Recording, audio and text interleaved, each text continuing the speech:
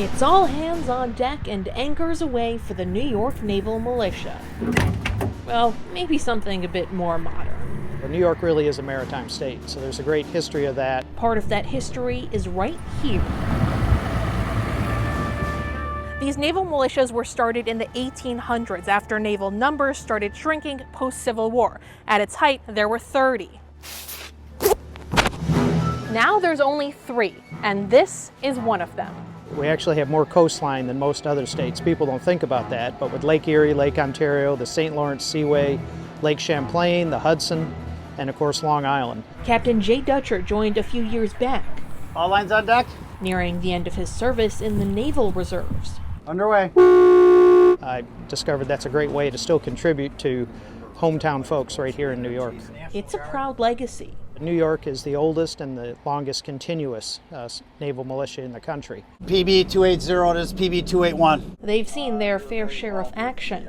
It was its own independent force from the 1800s up through essentially World War II. And in fact, the New York Naval Militia mobilized for the Spanish-American War and sent several full ships down to Cuba.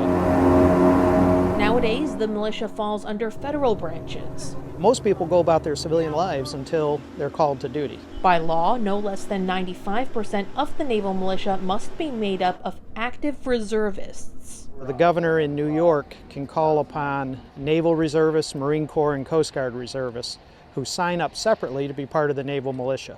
So there's about 3,200 members. From protecting ship passengers during a cholera outbreak in 1892, to helping in recovery efforts during 9/11, to preventing flooding off Lake Erie and Lake Ontario in recent years, they have missions across the state.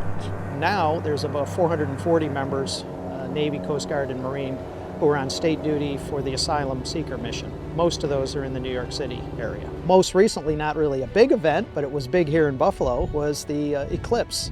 And so the 2 craft you were on today, the Coast Guard requested that we have these available for safety and security out on the water. Dutcher is looking forward to continuing and building on those 100+ years of service. The governor increasingly is turning to the naval militia to augment the Army and Air National Guard. All lines on. For homeland security or natural disaster response. So we welcome any interest that people may have, and we'd be happy to have them. Victoria Halkar, Spectrum News.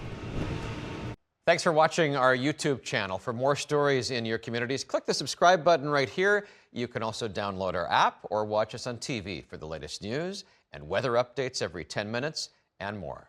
We'll see you then.